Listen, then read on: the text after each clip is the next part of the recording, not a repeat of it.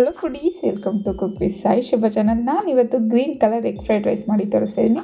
Fried ರೈಸನ್ನು ನೀವು ಮಾಡ್ಕೊಂಡು ತಿಂದಿರ್ತೀರ, sauce ಎಲ್ಲ ಹಾಕಿ. ಸಾಸ್ ಏನು ಯೂಸ್ ಮಾಡಿದೆ, ಬಿರಿಯಾನಿಗಿಂತ ಒಂಚೂರು ಜಾಸ್ತಿ ಟೇಸ್ಟ್ ಇರೋಂಥ ಎಗ್ ಫ್ರೈಡ್ ರೈಸ್ನ ಮಾಡ್ಕೊಂಡು ತಿಂತಿರ್ರೆ, ಇದ್ರ ಜೊತೆ ಕಬಾಬು ಅಥವಾ ಒಂದು ಆಮ್ಲೆಟ್ ಇಟ್ಟರೆ ಎಷ್ಟು ಚೆನ್ನಾಗಿರುತ್ತೆ ಗೊತ್ತಾ.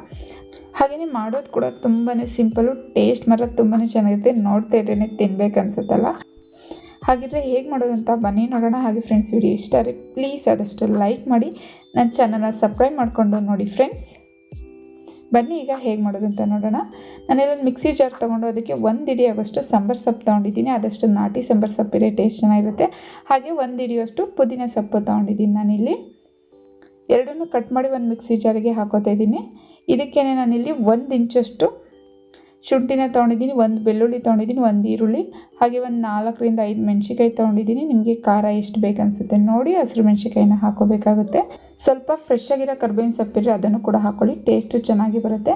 ಇದಕ್ಕೆ ನೀರೇನೋ ಹಾಕನೆ ಸ್ವಲ್ಪ ತರ್ತರಿಯಾಗಿ ರುಬ್ಕೊಳ್ಳೋಣ. ಹಾಗೆ ಒಂದು ಬಾಣಲಿ ಇಟ್ಕೊಂಡು ಬಾಣಲಿ ಚೆನ್ನಾಗಿ ಬಿಸಿ ಆದಮೇಲೆ ಅದಕ್ಕೆ ಒಂದು 4ರಿಂದ 5 ಸ್ಪೂನ್ ಆಗೋಷ್ಟು ಎಣ್ಣೆ ಹಾಕೋತಾ ಇದ್ದೀನಿ. ಎಣ್ಣೆ ಚೆನ್ನಾಗಿ ಬಿಸಿ ಆದಮೇಲೆ ಈರುಳ್ಳಿನ ಒಂದು ಚಿಕ್ಕದಾಗಿ ಕಟ್ ಮಾಡ್ಕೊಂಡಿದ್ದೀನಿ. ಹಾಗೆ ಈರುಳ್ಳಿ ಹೂವು ಬರುತ್ತಲ್ಲ ಅದನ್ನು ಕೂಡ, ಇದು ಹಿಂದ್ಗಡೆ ಈರುಳ್ಳಿ ಇರುತ್ತಲ್ಲ ಅದನ್ನು ಕೂಡ ಕಟ್ ಮಾಡಿ ಹಾಕ್ಕೊಂಡಿದ್ದೀನಿ. ಇಲ್ಲಾಂದರೆ ನೀವು ಮಾಮೂಲಿ ಈರುಳ್ಳಿನ ಹಾಕೋಬೋದು. ಈ ಈರುಳ್ಳಿನ ಹಾಕಿದರೆ ಸ್ವಲ್ಪ ಈರುಳ್ಳಿ ಹೂವನ್ನು ಹಾಕಿದರೆ ಟೇಸ್ಟ್ ಚೆನ್ನಾಗಿ ಬರುತ್ತೆ. ಅದಕ್ಕೋಸ್ಕರ ಅದನ್ನು ಹಾಕ್ಕೊಂಡು ಈರುಳ್ಳಿನ ಚೆನ್ನಾಗಿ ಫ್ರೈ ಮಾಡ್ಕೊಳ್ಳೋಣ. ಸ್ವಲ್ಪ ತುಂಬ ಏನು ಫ್ರೈ ಆಗೋದು ಬೇಡ, ಸ್ವಲ್ಪ ಟ್ರಾನ್ಸ್ಪರೆಂಟ್ ಆದರೆ ಸಾಕು. ನೋಡಿ ಇಷ್ಟಾದರೆ ಸಾಕು. ಇದಕ್ಕೆ ನಾವು ರುಬ್ಬಿಟ್ಕೊಂಡಿರೋ ಮಸಾಲೆನ ಹಾಕೋತಾ ಇದ್ದೀನಿ. ಪೂರ್ತಿ ನುಣ್ಣಗಾಗೋದೇನು ಬೇಡ, ಹಾಗೆ ಸ್ವಲ್ಪ ತರ್ತರಿಯಾಗಿದ್ರೂ ಆಗುತ್ತೆ. ಇದನ್ನು ಕೂಡ ಹಾಕ್ಕೊಂಡು ಹಸಿ ಸ್ಮೆಲ್ ಹೋಗೋವರೆಗೂ ಚೆನ್ನಾಗಿ ಹುರ್ಕೋಬೇಕಾಗುತ್ತೆ.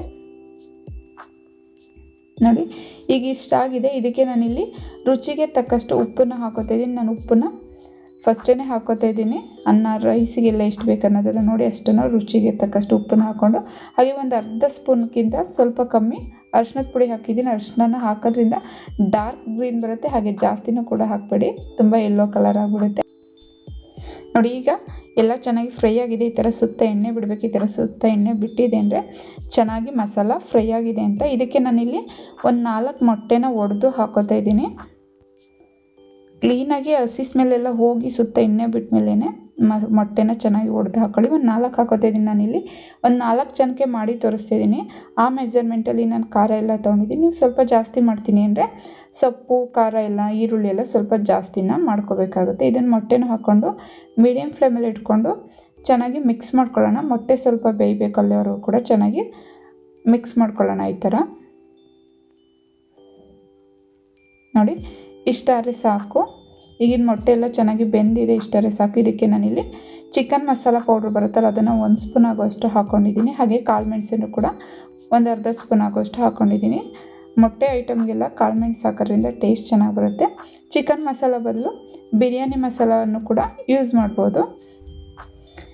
ಚಿಕನ್ ಮಸಾಲ ಅಥವಾ ಬಿರಿಯಾನಿ ಪೌಡ್ರ್ ಬರುತ್ತಲ್ಲ, ಎರಡರಲ್ಲಿ ಯಾವುದನ್ನು ಬೇಕಾದ್ರೂ ಯೂಸ್ ಮಾಡ್ಬೋದು. ಇದನ್ನು ಹಾಕ್ಕೊಂಡು 1 ನಿಮಿಷ ಚೆನ್ನಾಗಿ ಫ್ರೈ ಮಾಡ್ಕೊಳ್ಳೋಣ. ನೋಡಿ ಇಷ್ಟಾದರೆ ಸಾಕು. ಇದಕ್ಕೆ ನಾನು ಫಸ್ಟೇ ರೈಸ ಮಾಡಿ ಉಡುಡಿಯಾಗಿ ಮಾಡಿ ಇಟ್ಕೊಂಡಿದ್ದೆ, ಅದನ್ನು ಕೂಡ ಹಾಕೋತಾ ಇದ್ದೀನಿ. ನೋಡಿ ಈ ಥರ ರೈಸ್ ಉಡುಡಿಯಾಗಿ ಬರಬೇಕು. ಹಾಗಿದ್ರೆ ಫ್ರೈಡ್ ರೈಸ್ ಎಲ್ಲದನ್ನು ತುಂಬಾ ಚೆನ್ನಾಗಿ ಬರುತ್ತೆ. ರೈಸನ್ನು ಹಾಕ್ಕೊಂಡು ಒಂದು ಸಲ ಚೆನ್ನಾಗಿ ಮಿಕ್ಸ್ ಮಾಡ್ಕೊಳ್ಳೋಣ. ಎಲ್ಲದನ್ನು ಪೂರ್ತಿಯಾಗಿದ್ದು ಎಲ್ಲದಕ್ಕೂ ಚೆನ್ನಾಗಿ ಮಿಕ್ಸ್ ಆಗಬೇಕು. ನೋಡಿ ಈ ಥರ ನೋಡಿ ಎಷ್ಟು ಚೆನ್ನಾಗಿ ಬಂದಿದೆ ಅಂತ, ಗ್ರೀನ್ ಕಲರಲ್ಲಿ ಚೆನ್ನಾಗಿ ಪೂರ್ತಿಯಾಗಿ ಈ ಥರ ಮಿಕ್ಸ್ ಆಗಬೇಕು. ನೋಡಿ ಇಷ್ಟಾದರೆ ಸಾಕು.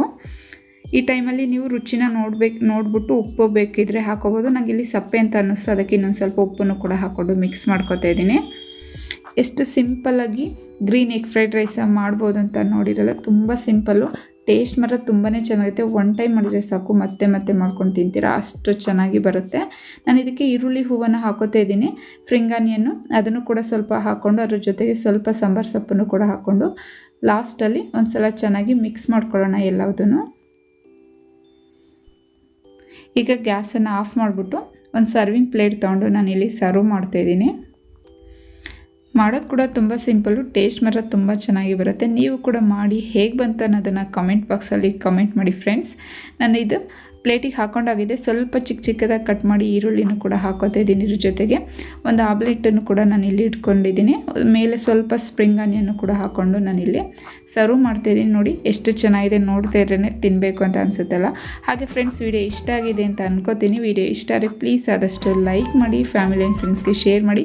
ಮತ್ತಷ್ಟು ನ್ಯೂ ರೆಸಿಪೀಸ್ಗಾಗಿ ನನ್ನ ಚಾನಲ್ನ ಸಬ್ಸ್ಕ್ರೈಬ್ ಮಾಡ್ಕೊಂಡು ನೋಡಿ ಫ್ರೆಂಡ್ಸ್. ಮತ್ತೊಂದು ನ್ಯೂ ರೆಸಿಪಿಯೊಂದಿಗೆ ನಾನು ನಿಮ್ಮನ್ನು ಮೀಟ್ ಮಾಡ್ತೀನಿ. ಅಲ್ಲಿವರೆಗೂ ನಮಸ್ಕಾರ.